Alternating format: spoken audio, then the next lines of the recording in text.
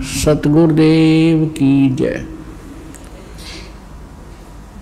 बंदी छोड़ कबीर परमेश्वर जी की जय। बंदी छोड़ गरीबदास जी महाराज जी की जय। स्वामी राम देवानंद जी गुरु महाराज जी की जय हो।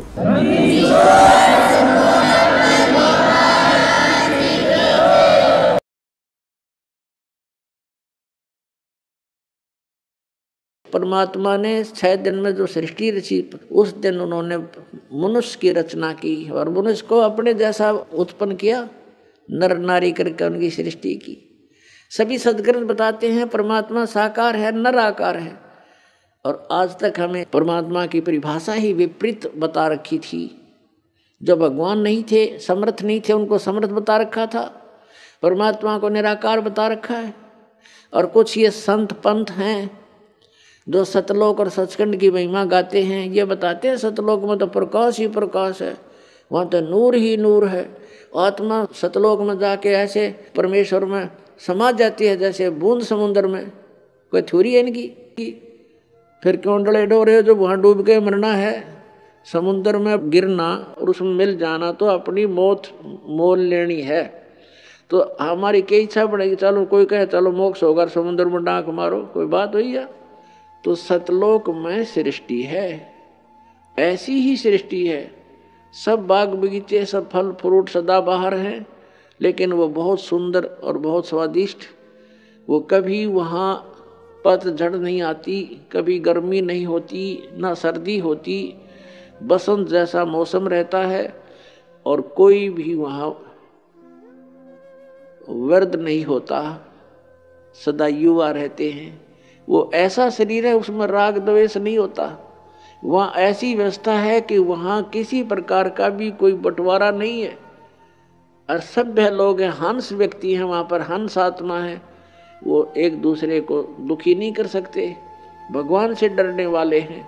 और सबको कोई अभाव ही नहीं है।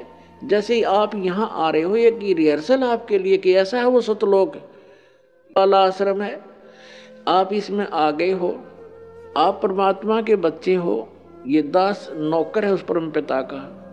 और आपके लिए उसने जो भी हमें दिया है, उसके लिए हम आपकी हर सुविधा का ख्याल रखते हैं, ध्यान रखते हैं कि परमात्मा के बच्चों को कोई दिक्कत ना हो।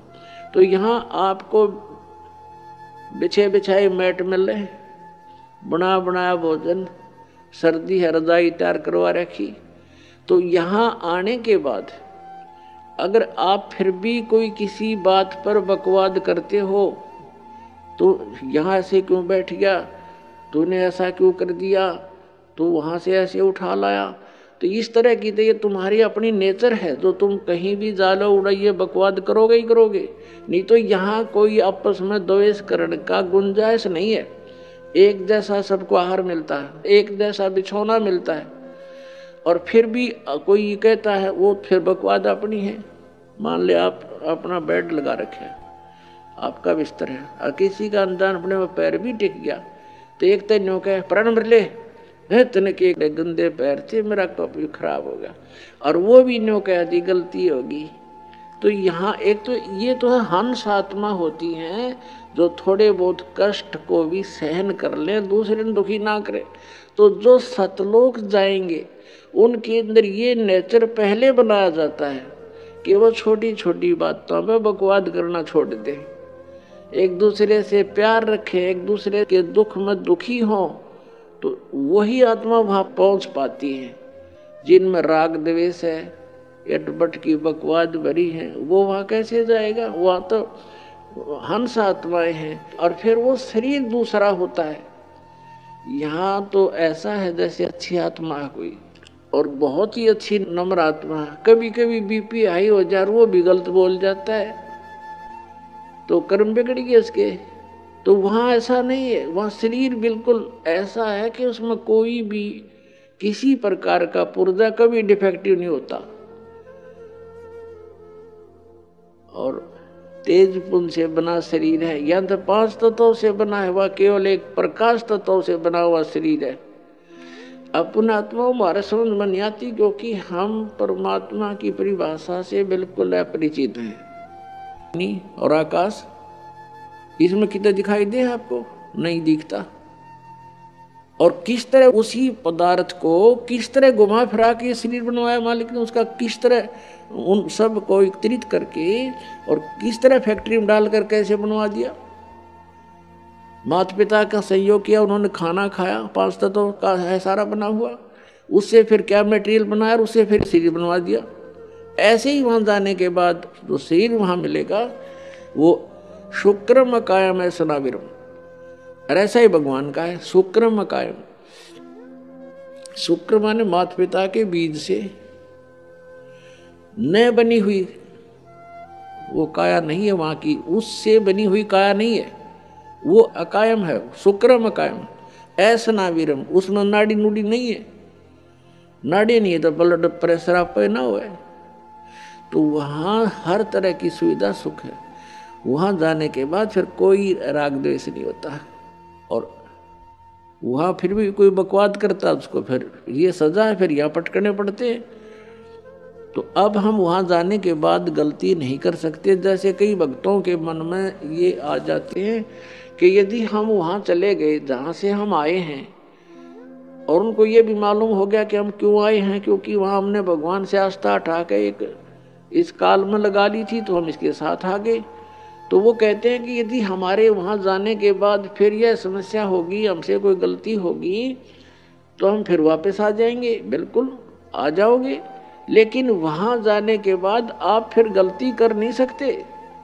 क्यों नहीं कर सकते? क्योंकि आप यहाँ के कष्टों से परिचित रहोगे। अब जैसे कोई व्यक्ति जा रहा है कि रास्ते में, और आगे उसने देखा कि उस रास्ते में तो बहुत भयंकर गड्ढे हैं, जंगल है, वन है, और वहाँ चोर उचक्के लोग रहते हैं, सभ्य व्यक्ति नहीं है, और किसी कारण से गलती से उस रास्ते कभी चला गया, उस गड्ढों में से भी गाड़ी निकाली, आगे चोर उचक्के मिल गए, उनको पीटा भी, उनका धन भी लूट लिया, सभ्य व्यवहार भी नहीं किया। क्या वो व्यक्ति उस रास्ते फिर जा सकते बोलकर? सपने में भी ना जा सकते। तो हम वहाँ जाने के बाद ऐसा समझ जाएंगे कि वहाँ कैसे लोग हैं और कैसा लोक है, वो हम सपने में भी ना हो यहाँ पर, और वहाँ गलती होगी ही नहीं, क्योंकि हम परिचित हो गए किन गलतियों के कारण हमने ये सजा मिली। तो प्रसंग चल रहा है कि हम सतलोक में जाएंगे जब हमें उस परम अक्षर ब्रह्म रूपी दरिया का पता लग जाएगा, तो यहाँ कोई नहीं रहेगा। फिर एक समस्या और आती है, जो तत्व ज्ञानहीन व्यक्ति हैं वो कहते हैं, जैसे हमारे भक्त पहले दास के साथ समझाया करते थे, किसी को, अपने मित्र को, रिश्तेदार को समझाने की चेष्टा करते थे, तो वो ये प्रश्न करते थे कि एक बात बता, यदि हम सभी यहाँ से चले गए सतलोक में, तो पृथ्वी पर कौन रहेगा?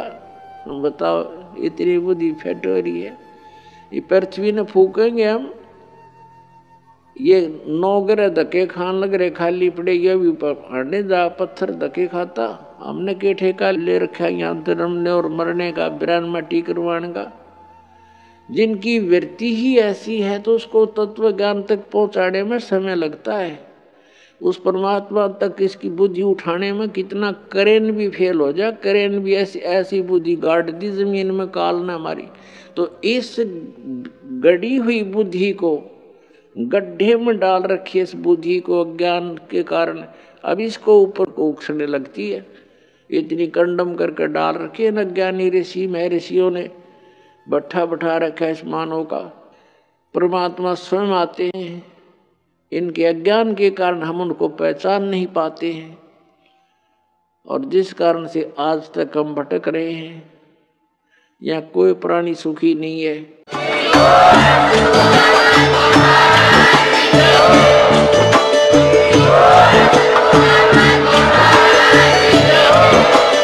सत सही